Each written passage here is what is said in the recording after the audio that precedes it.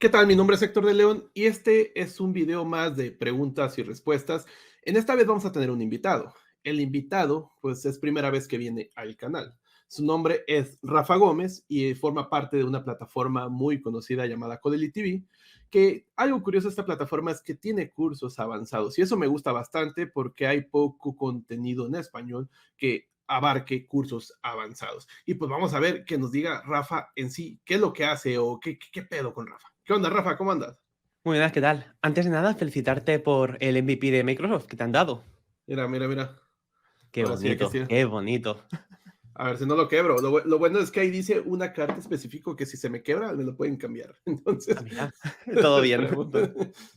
Y Pues mira, te bienvenido, cuento Rafa. muy rápidamente. Yo soy Rafa Gómez, programador ya con 10 años, un poquito más de experiencia, y básicamente hoy en día estoy dentro de Codely que confundé con Javi. Básicamente lo que has contado, como es una plataforma de cursos para nivel ya avanzado, gente que ya sabe y quiere dar el siguiente pasito, sobre todo enfocado a arquitectura y diseño del software, y también desde hace un año, gracias a la incorporación de Nuria e Isma, a la parte de frontend. Y de hecho, se me hace curioso por el hate que hay sobre PHP, pero ustedes demuestran que PHP es escalable. De hecho, tienen cursos de arquitectura de PHP y eso me llama bastante, me mola bien. De hecho, eso es bastante bueno porque también hay poco contenido de eso. Es buenísimo. Felicidades por eso. Muchas gracias. Sí, no. También pasa mucho que por nuestro entorno, donde empezamos en Barcelona, hay mucha comunidad PHP derivado de su tiempo de empresas como Softonic y Atrápalo que apostaron en su momento por PHP. Entonces, muchas empresas, gente que salió de esa empresa y fue a otra empresa, empezó a montar proyectos en PHP. Entonces, también el ecosistema con el que nos hemos criado ha sido ese.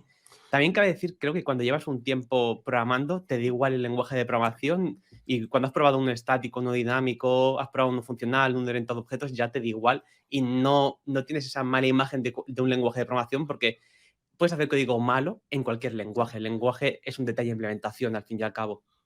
De hecho, puedes hacer código de mierda en todos lados, así que no se preocupen por eso. Las buenas prácticas es prácticamente es eso, la experiencia que vas ganando. Y bien, Rafa está aquí para ayudarnos con algunas preguntas orientadas a arquitectura de software. Y pues no sé, ¿comenzamos, Rafa, o qué onda? Venga, vamos. Y antes, sobre todo, en la descripción hay un enlace a Codely TV con un descuento y todo lo relacionado con Rafa Gómez. Bien, vamos a empezar. La primera pregunta es de Diana Nerd. Un saludo, Diana. Pregunta: Saludo. ¿cómo mantener una buena arquitectura a lo largo del tiempo? Por ejemplo, en proyectos ágiles, donde se prioriza más la entrada de funcionalidad que la mejora o mantenimiento de lo existente, hay una tendencia a que la calidad baje con el tiempo. Pues eso es cierto. O sea, lo más común en cualquier proyecto es que la calidad vaya bajando, deteriorándose y ese proyecto se le acabe llamando el proyecto Legacy y que después es el proyecto en el que nadie quiere trabajar y la alternativa que suele pasar es vamos a rehacerlo y tiramos todo el código y lo volvemos a hacer. Hace poco la gente de Evernote hizo un post donde explicaban por qué habían hecho también este cambio y fue como wow, wow, wow, wow. ¿Cuántas cosas han tenido que pasar para llegar a este punto, para tener que tirar 10 años de trabajo y tener que rehacerlo de cero? Entonces, sí que es cierto que esto pasa. Es algo que se ve en el día a día y en empresas tan grandes como el caso de Evernote, si no recuerdo mal, que era Evernote. Pero sí, hay estrategias para que esto no pase. Quizás lo que más se suele hablar hoy en día es el tema de utilicemos pair programming o hagamos pull request y revisemos siempre bien el código para ver que no se puede nada y pongamos un linter y validemos siempre los tests. Sí, esto funciona, esto nos ayuda en el día a día, pero de todas formas va a haber conocimiento que se va a escapar de allí, que estamos muy enfocados en el día a día y no a la visión a largo plazo. Entonces, a veces sí que hace falta, cuando empezamos un proyecto, cuando estamos a mitad de él, tener esta visión de dar un pasito para atrás y ver cómo está el proyecto, cuál es su estatus y ver hacia dónde podemos avanzar. Entonces, aquí algo que te puede ayudar son las arquitecturas y, en concreto, las arquitecturas limpias. Hace poco estuviste con Miguel, con Midodep, hablando y comentaste un poquito las Screaming Architectures. Pues Sí. eso es algo bueno. O sea, ¿qué te grita tu arquitectura? Me grita de estructura de carpetas básica. Oye, si tengo un código y el código lo organizo por carpetitas de excepciones, modelos, interfaces, no sé qué, quizás el día uno funciona bien y el día 2 funciona bien. Y quizás si estás en un proyecto pequeñito que va a durar un mes y lo vas a desplegar y nunca más lo vas a tocar, está perfecto y es la mejor opción. Pero cuando tienes un proyecto que quieres que dure en el largo del tiempo, vas a acabar con carpetas muy llenas que no vas a saber cómo modelarlas por dentro y allí es donde esto se va a convertir en el código legacy y va a ser como intocable. Entonces, aquí va muy bien tener una clean architecture, una arquitectura limpia, la cual te ayuda a separar lo que viene a ser tu lógica de dominio de la infraestructura, de cualquier gestión del Estado, y de esta forma ya empezar a tener esta base óptima para poder iterar. De todas formas, cosas como comentábamos antes de pair programming o el hecho de hacer reviews, cualquier cosa, echar un ojito al código, poner linters, cualquier cosa es un más a más y ayuda mucho. Pero es complicado, sí, es verdad, es muy complicado tener una buena arquitectura a lo largo del tiempo, pero es posible. La cosa es siempre dar un pasito atrás y ver cómo estamos, que no nos vayamos de madre. Sí, aparte también depende mucho del equipo que tengas, equipo de trabajo, y sobre todo si el dominio de la tecnología, pues prácticamente del quien está dirigiendo. Hay otra cosita que sí mencionaste, que la calidad va a ir para abajo siempre, porque es como entrópico, ¿no? El código se va a ir Exactamente. haciendo entrópico conforme más le cambias, más requerimientos. A veces haces toda tu arquitectura bonita, tu abstracción bien chula, y llegan cambios de requerimientos que te destruyen algunas cosas, y es cuando empieza a colapsar de alguna manera. Y es normal también eso, que hagan de cero algunos sistemas muy grandes. A mí me ha tocado hacer de cero, a medias de cero, porque a veces tengo desacoplada cierta lógica de negocio, y ese es el punto. A veces cuando ya desacoplas la lógica de negocio de ciertas o herramientas, pues es más fácil no cambiar tanto del 100%, sino que sí vas a cambiar a lo mejor un menos porcentaje que todo, porque ya tienes desacopladas algunas cosas. Y bien. Totalmente. Después también cositas como utilizar el lenguaje ubicuo, el lenguaje que usas en la empresa. Si estamos dentro de haciendo un chat y en la empresa hablamos en inglés y llamamos talkers, no modeles ese talkers como user, que es lo que te pide el cuerpo. Modelo como talkers, porque cuando tú te vayas y venga otra persona, esa persona va a escuchar también talkers en la empresa y tú ya vas a saber dónde tienes que tocar. Muchas cositas de estas reglas del Boy Scout. Lo importante es que tengas una arquitectura que puede evolucionar. Sí, así es. Vamos a pasar a la siguiente pregunta, que es de Héctor IP, y pregunta: ¿cómo puedes poner a prueba tus arquitecturas sin de verdad tener que conseguir los millones de usuarios que se estresarán en la realidad? Es decir, cargas masivas. ¿Cómo puedes poner a prueba arquitecturas con cargas masivas? ¿Vale? Primero la premisa de que me hace falta de verdad poner la prueba porque voy a tener este nivel de usuarios, como la Sí, pregunta premisa. O sea, no todos somos Netflix, no todos somos sí, Google y no todos vamos a tener este gran requerimiento. Pero sí, respuesta fácil también que decir. JMeter, un clásico. sí. Personalmente, yo he usado más Gatling. No sé si lo conoces. Está basado en Scala y es más bonito y más fácil de gestionar. Entonces, va muy bien para hacer estas pruebas de carga. Pero de todas formas, creo que esto no es la gracia. La Sí. gracia no es hacer pruebas de carga y ver en cuántos hay cambio de aplicación, porque normalmente estas pruebas de carga las hacemos en nuestra máquina local, que no es igual que el entorno de producción y no es igual. Y si lo hacemos en producción tenemos miedo por si se cae producción de verdad y los usuarios. Entonces montamos un entorno Canary para hacer las pruebas, pero sigue sin ser producción. Entonces creo que más que centrarnos en hacer las pruebas de carga, que también, o sea, está bien tenerlas, es una vez las hagamos o sin hacerlas con los usuarios que tenemos ahora, con los 30 usuarios diarios que podemos llegar a tener, es ver cómo analizamos los datos que estamos teniendo. Entonces, si tenemos un panel de métricas de cuánto tiempo tardamos en dar una response, si tardamos 100 miles, 200 miles, 300 miles, ver esta métrica, lo que solemos hacer con un Grafana, un Kibana, Datadog, New Relic, es solemos hacer la media. Y vemos la media de nuestro response time, la media son 200 milis. Pero ¿qué pasa? Que aquí es donde nos estamos engañando, porque la media es lo fácil de ver y van a haber requests muy rápidas que van a limpiar las requests lentas. Aquí el truco es, en lugar de mirar medias, vas a mirar percentiles. Y mirar percentiles como puede ser el 95 o el 99. Cuanto más alto, más cosas más raras vas a ver. Vas a ver que, oye, no, mi percentil 99,9 está a un segundo. Oye, ¿estoy sirviéndole a usuarios un segundo cada request? Aquí había el caso de la gente de Amazon, que ellos miraban siempre, nunca miran la media, nunca hay que mirar la media, siempre percentiles, normalmente el 95, 99, y ellos estudiaron cuántos 9 quieren ponerle. Y si no recuerdo mal, ellos miraban el percentil 99,9, porque eso significa que sus requests, las que van más lentas, las que tardan 3 segundos, para ellos es muy importante porque si tarda 3 segundos es porque es un usuario, un proveedor que sube productos a la tienda, que tiene muchísimos productos o que ha comprado muchas cosas. Entonces, a tus clientes más hardcore son a lo que le estás devolviendo respuestas más lentas. Por lo tanto, tu prioridad es esto. Tu prioridad no es mirar la respuesta que tardan 300 milis porque se te van 100 milis de tu media. Eso da igual. Lo que importa es las requests más lentas.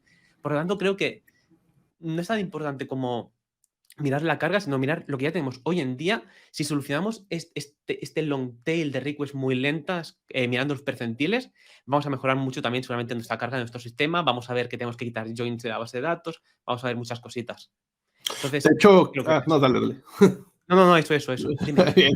Te iba a decir que ahorita que mencionaste eso de la base de datos, también a veces mucho de la persistencia o de la mala organización del diseño viene mucho de cómo diseñaste la base de datos. A veces hay cosas mal hechas, hay índices no implementados, hay llaves foráneas no hechas, y sobre todo eso de los join time que mencionaste, a veces hay consultas que se pueden mejorar, y a veces eso es la base de que, a final de cuentas, cuando hacemos endpoints, mucho, la mayoría, o no todo, bueno, la mayoría de cosas vamos a ir a la base de datos, ya sea relacional o no relacional, como sea, pero el punto es aquí, si hay un mal diseño en la base de datos, ahí desde ahí puede empezar a tener el colapso directamente, a lo mejor no tanto en el código. Y eso que mencionabas, pues sí es cierto. Hay que ir siempre en los peores de los casos, ver qué es lo que pasa con los peores de los casos, porque tú mencionaste algo, en lo de Amazon, el peor de los casos son los clientes que más suben, es decir, son los que más te dan.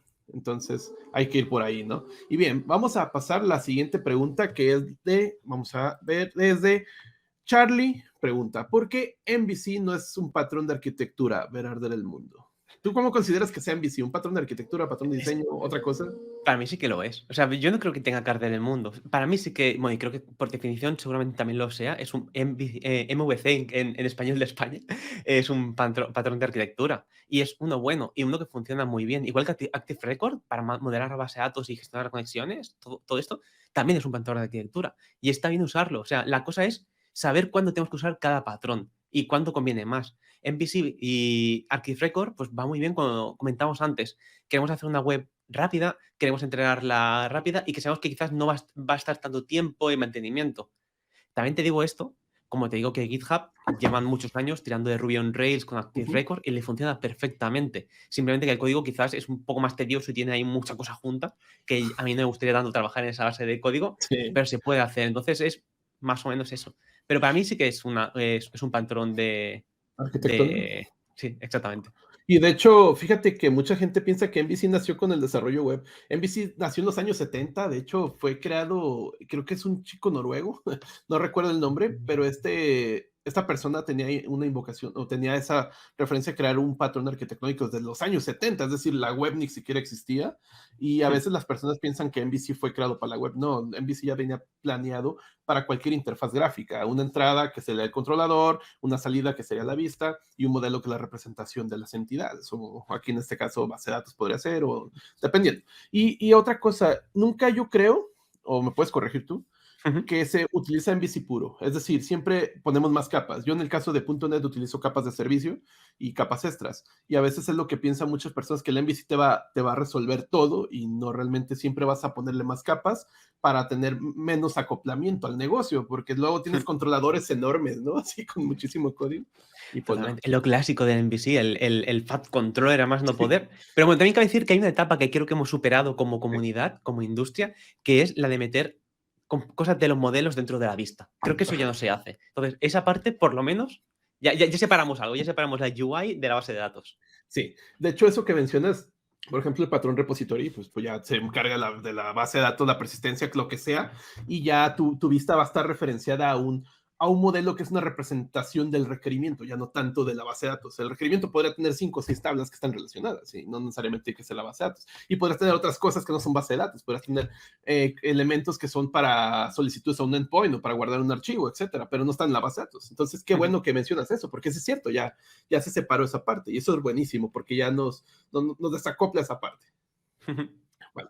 Vamos a pasar a la siguiente pregunta, que es de Alex Segarra. ¿Cuándo usar arquitectura de microservicios y cuándo no? Complicada de responder, ¿eh? Te voy a decir cuando te haga falta. Sí. Y claro, y ahora es, ¿y cuándo me hace falta? Entonces, aquí quizás parto un poco lo que he dicho antes, no todos somos Netflix. No todos somos, no todos tenemos un requerimiento de rendimiento brutal. Entonces sepamos lo que tenemos, o sea, si ya tenemos una empresa y ya hemos montado otros servicios, sabemos qué carga hay, sabremos cómo tenemos que desplegarlo o no. Pues no recordemos que microservicios viene a ser la forma como la acabamos desplegando, y si queremos el servicio en una máquina, en dos, en tres, en cuatro, tal. Entonces, primero, entendamos que es un microservicio, que entendemos por la palabra micro que no, y que también recordemos que podemos hacer código modular, desplegarlo monolíticamente, y después, cuando por temas de requisitos de rendimiento nos haga falta, ya lo podemos separar en diversos servidores. Pero que no tenemos por qué empezar haciendo un microservicio muy pequeñito, el microservicio de cambiar el nombre del usuario, el microservicio de no sé qué, y desplegarle una LAN. No es necesario. Empecemos gordos Sí. gordos, fácil, un despliegue para desplegar todo y menos complicaciones en la vida. Y en el momento que nos haga falta, ahí es cuando ya partimos. Podemos partir si queremos también el repositorio, no lo es necesario. Partimos el despliegue, que hayan diversas máquinas y tengo el microservicio de usuarios, el de productos, el de no sé qué. A poder ser, si hacemos una arquitectura con DDD, pues Ujú. desplegamos contextos, bounded context y es más sencillo de mantener. De hecho, es ese punto, ¿no? A veces llegan los hypes, las modas, y todos se quieren hacer ya con eso, sin ni siquiera ver todavía, ver qué contras trae eso, que está nuevo ahorita sonando. Y sobre todo, qué bueno que lo mencionas así, de utilizarlo cuando se necesite, porque a veces comenzamos un proyecto y el proyecto en sí, hay una inversión, y tú vas a estar invirtiendo en microservicios del inicio, a lo mejor tu proyecto no va a despegar. Entonces, ¿para qué? Y la otra cosa, no todos somos Netflix, la mayoría de proyectos no van a ser esa anchura de data, esa anchura de usuarios, entonces hay que tener también los pies en la tierra y saber cuándo sí, cuándo no. Y tener la Hmm. herramienta, al final es una herramienta y una opción, y ya. Totalmente. Hay una frase que me gusta mucho que suele comentar Javi, que muchas veces nos centramos en tener, en lugar de hacer una arquitectura de software o cuándo Ujú. emplearla mejor, nos centramos en el curriculum driven development. Entonces, quiero hacer microservicios porque lo quiero poner en mi currículum para que así pueda cobrar más dinero y cambiar de empresa. Entonces, ese tipo de cosas, no, no. Que suenan Intentemos cool. hacer lo mejor para la empresa y lo mejor también a la larga para nosotros mismos. Hay que ser pragmáticos, hay que ser Totalmente, pragmáticos. Vale, totalmente. vamos a pasar a la siguiente de Adrián Guillén. Ujú. ¿Existe la arquitectura perfecta? ¿Cómo definirías una buena arquitectura? Creo que la persona que encuentre la arquitectura perfecta se hace rica de vender Sí. libros, de hacer cursos, de todo lo que quiera. Desgraciadamente creo que esto nunca va a pasar, entonces mi respuesta es no creo que exista una arquitectura perfecta, No. pero sí que creo que existen las arquitecturas que pueden evolucionar con el tiempo. Entonces sí que creo que puedes hacer una arquitectura, no va a ser perfecta, va a tener fallos, pero porque no sabemos qué va a pasar en el futuro. Si quieres te pongo un ejemplo de, pues estuve en una empresa, trabajando en una empresa de juegos de móvil, entonces estaba el típico bonus diario, tienes un bonus que si entras el primer día te da unos puntos, si entras al segundo día, consecutivamente te da puntos. Si eres de Brasil y entras a no sé qué hora y juegas este juego, te da otros puntos. Entonces, claro, primer bonus lo implementas, pues fácil. Segundo bonus, tercer bonus, lleva 5 bonus y los has implementado quizás todos dentro de bonus y dices, vale, veo que pueden evolucionar por separado, voy a extraerlos. Pues si mi arquitectura está preparada para que esos que era antes un módulo dentro de mi código sean 5 módulos, fácil, es un refactor rapidito que te hago en media mañana, voy a producción y el siguiente módulo, con esta inversión solo que he hecho de separarlo ahora, el crear el siguiente bonus va a ser más sencillo, así que bien. ¿Qué pasa? Después viene el bonus, lo que te he comentado, el bonus en Brasil con el usuario que es distinto, no sé qué, 8, 9, 20 bonus. Vale, esto está cogiendo mucha entidad, ganando mucha entidad. Vamos a sacarlo a un bundle context que para sí mismo y vamos a poner un equipo que trabaja solo de bonus. Entonces, lo importante es esto, es que mi arquitectura de software puede evolucionar con el tiempo, porque yo cuando hice el primer bonus, daily bonus, yo no sabía que esto al cabo de 2 años iban a haber 30 bonuses. No se sabe, ni negocio lo sabía. Por lo tanto, no podemos hacer la arquitectura perfecta porque no sabemos cómo va a ser nuestra aplicación dentro de X, 10, 20, 30 años. Por lo tanto, hagamos una arquitectura que puede evolucionar y no tanto una arquitectura perfecta a la primera, porque es imposible. Sí, también eso te ayuda el desacoplar las cosas, porque así te permite escalar y modificar ciertas cosas que no repercuyen en otras. Fíjate, nosotros trabajamos ahorita con una aplicación de condominios que nosotros la fuimos haciendo conforme nosotros creíamos la necesidad de los condominios. Condominios son fraccionamientos de lotes, de casas, Vale. hoteles, y conforme fue, como tú dices, fue evolucionando porque nosotros la planeamos para hacer la administración de condominios de casas y ahorita ya la utilizan hoteles como el Hilton, o sea, cómo evoluciona un negocio a otro y qué es lo que pasa a hacer con tu arquitectura, porque dices, es unas oportunidades de negocios, es mucho dinero, no Hmm. voy a decirles que no, entonces hay que escalar la arquitectura, acoplarla a ese asunto, a esa problemática, y tienes que cambiar tus entidades, tienes que cambiar algunas cosas, pero como está desacoplado de una manera un poco no 100%, te evitas muchos problemas. Pero sí es cierto, eso, la arquitectura, todo el principio, sobre todo cuando haces product, no puedes tener la visión del producto perfecto y tu producto va a ir acoplándose a las situaciones y después puedes tener un producto que especificaste sobre A y también puedes especificar sobre B y vas a decir, ¿por qué no? Vámonos para allá también. Y eso es sí cierto, la arquitectura va a ir cambiando, todo el principio va a ser una arquitectura y 10 años después vas a decir, ¿qué diablos pasó aquí? Pero sigue funcionando. Eso es lo Mm, que va a pasar. Totalmente. Y lo que sí, evitemos que eso se haga un desmadre y lo que decimos al principio, que no haga falta hacer la versión 2 del proyecto, tirar toda la basura y volver a empezar. Porque eso sí que es lo que nos escala, eso es lo que cuesta mucho dinero. Sí, Allí es donde los developers, como developers, perdemos fuerza en negocio, ya no nos creen, ya no nos dan confianza y ya dicen, siempre todo es culpa de los developers. Que eso no pase. No hace falta hacer la reescritura, siempre y cuando vayamos cuidando poquito a poquito sí. nuestra base de código. Así es. Y eso, pues, la experiencia te lo va a dar. Y pues, obviamente, hay que programar y programar y fallar y mejorar.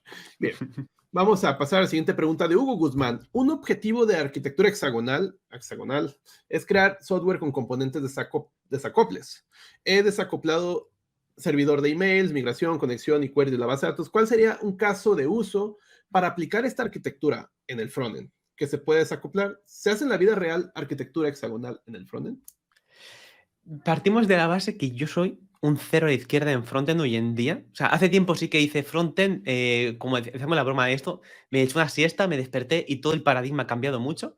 Entonces sí que tengo la suerte hoy en día que dentro de Codely están Nuria e Isma, que son muy expertos en frontend, y sí que hemos discutido a veces de esto. Y ahora estamos empezando a hacer nuestra plataforma propia de cursos. Entonces sí que estamos empezando a tener discusiones, pero aún no hemos implementado. Pero sí que es verdad que, o sea, cuando estamos desacoplando, no, o sea, sí que técnicamente desacoplamos el servidor de email, migraciones, conexiones, pero lo que estamos haciendo en verdad es desacoplar el estado de mi Sí, dominio. Toda gestión de estado que puede haber lo desacoplo. Entonces, en frontend se habla mucho de la gestión de estado, que si Redux, que si no sé ujú, cuánto, que si no sé cuánto. Es esto lo que vamos a desacoplar. Es esto donde el problema del frontend creo normalmente está ahí, en la gestión del estado. Pues sí. esta parte la pasamos a infraestructura. No sé cómo, no te sé decir cómo. No sé qué patrones se llevan, no se llevan. Ahí sí que me pierdo y ahí sí que estaría quizá mejor pues hablarlo con Nuria o Isma. Pero si te quitas esta parte de por medio, seguramente tu código queda mucho más limpia y tengas tu lógica de dominio por un lado, tu lógica de negocio y por otra parte, pues toda esta gestión del estado, de que si llamadas para Sí, conseguir el usuario, que si cambia el nombre, que si no sé qué, que si no sé cuánto. sí, de hecho, aparte, a veces hay un mal conocimiento o falta de conocimiento que piensan que se menosprecia el frontend y el frontend es toda una gama enorme de conocimiento que tienes que dominar, fuera de lo que es CSS, HTML y JavaScript, sino que los conceptos que tienes que manejar como el cambio de estado ya es todo un concepto nuevo. Patrones hay que se utilizan iterador, observador, cómo se manejan estos. Un observable puede manejarse de muchísimas formas y el punto es eso, que el frontend regularmente se menospreciaba y ahorita, como tú dices, te duermes un rato y ves que el frontend ya tiene toda una gama de herramientas que pues prácticamente yo por eso no me siento programador frontend, a pesar de que hago frontend, hago poco frontend, pero yo no me considero frontend porque hay muchísimas cosas que yo no domino y van saliendo, o sea, es como una plaga de cosas. Van saliendo y en el backend pues no salen, o sea, no sale tan absurdamente No, no, rápido. no, no, pero, O pero, sea, pero, pero el backend va mucho más lento hoy en día de lo sí, que va el frontend. El frontend sí, va, es un Fórmula 1 y el backend quizás hoy en día es una tortuguita, poquito pasito a sí. pasito. Y el punto no es que sea uno mejor que el otro, al final de cuentas es eso, hay que tener esa expertise, como tú dices, yo también no me considero como el experto para explicar qué tipo de arquitectura va mejor con frontend, porque pues, realmente no, yo me baso mucho ahorita al framework, pero algo que sí es interesante es, o yo pienso o opino, que tienes que separar tu dominio del framework también, para que no tengas ese acoplamiento fuerte del framework y no esté tu dominio ahí directamente. Y bien, somos unos pavos en el frontend, lo siento. Bien, vamos a pasar a la siguiente pregunta que, fíjate, es el Power Ranger azul. Fíjate, ¿Vale? personalidades. ¿Cómo aprender arquitectura de software? Bueno, ¿tú qué consideras de recursos para aprender arquitectura de software? Que ahorita vamos a hablar de la plataforma en la que tú estás. Es que me gusta que me hagas esta pregunta. Me Sí, gusta vale. mucho.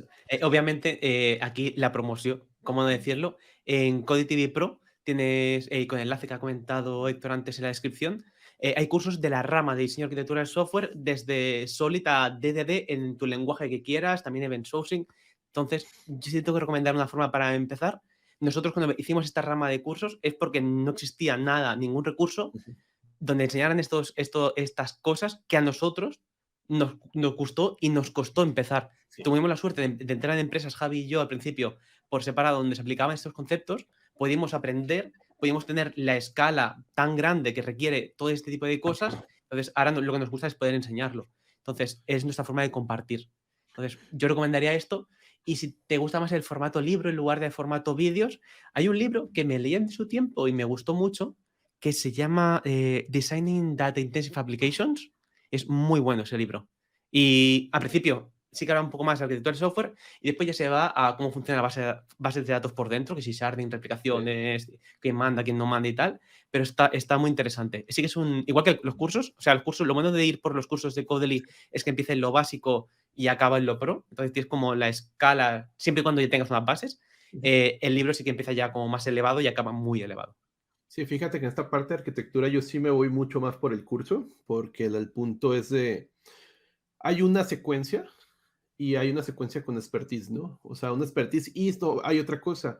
Hay libros de arquitectura que ya son viejos y como se ha cambiado tanto el paradigma o el panorama de la programación, los cursos de alguna manera es más fácil actualizarlos a un paradigma real y actual. Porque yo hace unos 10 años, 15 años, yo no había escuchado de Solid, por ejemplo, porque también ahorita pues ya Solid lo ves por acá, por allá, pero otra cosa, explicado bajo un esquema real, eso también es muy distinto. Y yo lo que recomiendo, pues sí, yo recomiendo Codely TV. De hecho, hay un descuento en el enlace y pues ahí tienen bastantes cursos y si usted ya le pica la programada, pues ahí puede picarle todavía más avanzado. Y eso yo lo recomiendo. Vale. Perfectísimo. Vamos a pasar a la siguiente pregunta, que es de Samuel Arellano. Pregunta, ¿cuál es el roadmap? Fíjate que esto del roadmap yo te lo voy a dejar a ti, pero yo tengo una opinión personal sobre los roadmaps. ¿Cuál es el roadmap? Porque siempre que dicen, ¿cuál es el roadmap? También con Midu me decía, el roadmap, el perfecto, el roadmap o el camino para ser un arquitecto de software. Y creo que te voy a romper la respuesta Vale. porque parto de la premisa que no creo en el rol del Okay. arquitecto de software. O sea, creo que, creo que me voy a meter en un jardín con lo que voy a decir en esta respuesta, pero creo que el rol del arquitecto de software, si existe, debería ser algo temporal. Es, oye, estamos en un equipo, esto está hecho un desastre, vamos a organizarlo, pero el arquitecto de software creo que no debería ser el rol de una persona, sino un rol que una persona quizás puede tener, pero que enseña a los demás. Y todos somos responsables de la arquitectura del software, todo el mundo de la empresa somos responsables de mantenerla y de tenerla, y no la delegamos en una persona o en un equipo de personas, un grupo de personas que son los arquitectos de software. Esa gente que está en su sala especial, que son seres de luz y son las únicas personas que pueden decidir dónde va esta clase, dónde va esto otro y dónde está aquí. Crea un gran cuello de botella, hace que la gente no esté motivada. Entonces, creo que es algo que debería tener todo el mundo.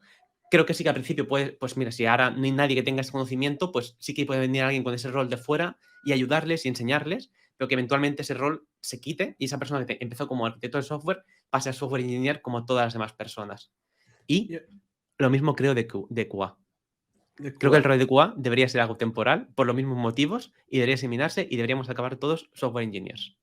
De hecho, ese tema de etiquetas, ¿no? Y hay otra cosa del arquitecto de software que hay ciertas responsabilidades que, hablemos de arquitectura de software como comienza con hay mucho programador que era arquitecto de software hace 15, 20 años, eran programadores de Java, porque había como un esquema en ese punto de lidiarlos por ahí.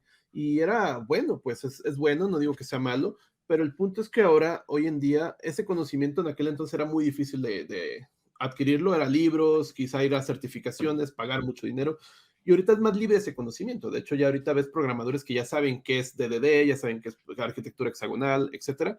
Y antes eran como pocos tipos que sabían eso. Entonces ya ahorita es más común que estén más empapadas las personas de arquitectura de software, conceptos de arquitectura de software. Y una cosa, lo que yo que mencionaba, los roadmap, yo no creo en los roadmap que sea como el único camino, por eso esa pregunta me causa ruido. Es una sugerencia a final de cuentas. Si la sugerencia de un roadmap, puedes verla en cualquier curso.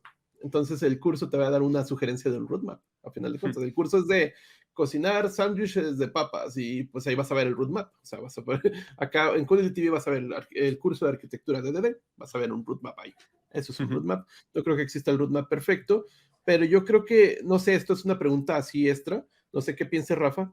¿Crees que un arquitecto de software debe...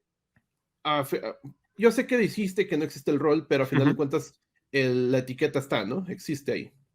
¿Tú crees que este arquitecto de software tiene que tener gran conocimiento de programación? Sin duda, pero sin duda. Sí, No, estoy no, de creo, acuerdo. no lo concibo sin ello. O sea, otra cosa es que fuese un CTO, alguien Sí. que tenga ese rol, pues ahí pues hay veces que tiene que ser más política, más político y tal, ahí sí. Pero si estás en el día a día, en un equipo, hablando de código, haciendo código, si no sabes de código, lo veo muy mal, lo veo Sí. imposible, lo veo, no vas a tener credibilidad dentro de tu equipo. Nadie te va a hacer caso, nadie te va a respetar porque no sabes de lo que puedes estar hablando. Como mucho, me imagino, eres alguien teórica y puedes hacer un UML. Sí. Y hacer UML, UML, cajitas, cajitas, flechitas, pero claro, si no te has peleado y no sabes cómo eso escala, cómo eso se mantiene, si eso es fiable, no es fiable, qué es el testing, cómo se testearía esto, te faltan muchos conceptos, lo veo imposible. Y sobre todo cuándo utilizar Scala y cuándo utilizar Java, o cuándo utilizar, o sea, también ese tipo de decisiones que al final no caer en un golden hammer, ¿no? De decir, siempre lo va a hacer todo con Scala, y no sé, vamos a hacer una aplicación de escritorio Scala, vamos a hacer una aplicación de móvil Scala. El punto es no caer en el golden hammer, sino que saber identificar los demonios de lo que sabes utilizar y saber qué es más, qué es mejor dependiendo de la situación. Eso yo también creo. Totalmente, Vale. totalmente. Vamos a pasar a la siguiente pregunta, que es una pregunta secreta. Que fíjate Ujú. que te iba a hacer una pregunta secreta, yo la tenía pensada, pero voy a ser más cabronazo hoy. Venga, Va a ser una pregunta fácil, sencilla. lo Son que dos. quieras. ¿El programador full stack existe? ¿Sí o no? ¿Y por qué? Ajá. Vale, sí que existe. Creo que antes existía mucho más y cada vez existe menos y es diferente. O sea, antes, y es como decir webmaster. Existe el webmaster hoy en día, ese rol ya no se habla, pero creo que lo que antes era webmaster hoy es el full stack de hoy en día. Entonces, sí, de existir, sigue habiendo gente, sobre todo más en, quizás en consultoras, que hace una web de la A a la Z y se encarga desde, pues, tengo ya el diseño, la maqueto, hago la parte de back y la despliego, me encargo todo yo. Entonces, por lo tanto, sí que creo que este rol existe. Sí que cabe decir que hoy en día estamos en un mundo donde nos especializamos mucho. Yo Sí. mismo me he especializado muchísimo en backend y me he ido mucho de la parte de front, entonces no me pongo considerar full stack, porque hoy en día soy un cero de izquierda de la parte de front. Gracias a Sí. Nuria estoy retomando mi parte de CSS que me gustaba mucho, pero aún me falta por llegar a tener un Sí. nivel decente para poder tener. Entonces, sí que creo que existe, pero creo que existe menos de lo que era común hace 10 años. Sí, aparte es que ya conocer frontend, como mencionamos, es enorme, conocer backend es enorme y sobre todo conocer aplicaciones mobile también es enorme, entonces es muy difícil. Y yo creo que lo que sí existe es un full stack, o sea, de un stack. Es decir, tienes tu stack trabajando con Django y Vue, trabajando con .NET y Angular, eso yo lo veo como más viable, pero para hacer sistemas regularmente comunes, porque regularmente si has meterte al CSS a fondo, la verdad es un mundo enorme. Yo he visto a Mans, que vino aquí de invitado, que hace cosas geniales que digo, no, yo Hace no puedo, locuras, Manz. hace O sea, hace locuras. locuras con el CSS, que haciendo, replicando el cuadro de no sé qué, haciendo no sé qué en 3D. Brutal. Sí, sí, sí, sí, y lo que hablaba con él, digo, es que, no, o sea, no, es demasiado, o sea, lo que conoces tú, yo, o sea, no podría conocerlo en CSS porque es demasiada información, y a lo que yo sí creo es que puede ser una persona que sea muy, muy buenísima en el frontend y que en el backend sepa los conceptos ideales, que pueda sacar un proyecto, pero que quizá no pueda conocer lo mismo en el expertise que tiene el frontend en el expertise del backend, porque es demasiada información, va cambiando tan rápido, sobre todo el frontend, que es es una lluvia de conceptos y no, es una locura. Totalmente. Pues muchas gracias por tus respuestas, Rafa. Quiero agradecerte que hayas venido aquí, te has pasado. Sobre todo que los que no saben, esto lo grabamos 2 veces porque soy un pavo que tuvimos, tuvimos unos problemas, bueno, tuve yo un problema que hubo problemas de hardware. Y bien, pero pues gracias Rafa por venir 2 veces, una como fantasma De nada. y otra ya bien, todo perfecto. Los redes de Rafa están en la descripción, en el comentario fijado hay un descuento de Codility TV. Y dime, ¿qué cursos hay en Codility TV? Pues lo que comentabas antes, hay de todo, pero centrado en arquitectura y diseño de software, en frontend, pero ya avanzado, buenas prácticas, código mantenible, escalable, y también tema de cultura de DevOps, de Kubernetes para desarrolladores, o sea, enfocado desde la visión de desarrollador, cómo ir a esta producción, y también se vienen ahora cositas, gracias a Nino, de rama un poquito más para decirlo agile, extreme programming y cositas de estas. Y pues ya saben, ahí está el enlace. Muchísimas gracias por ver este video. Si les gustó, pues dejarme un comentario, un pulgar arriba. Muchas gracias, Rafa. Nos vemos. Y suscríbete a Héctor, que es finísimo su contenido. No sé, no es cierto, no es cierto. Bye bye, chao. Chao.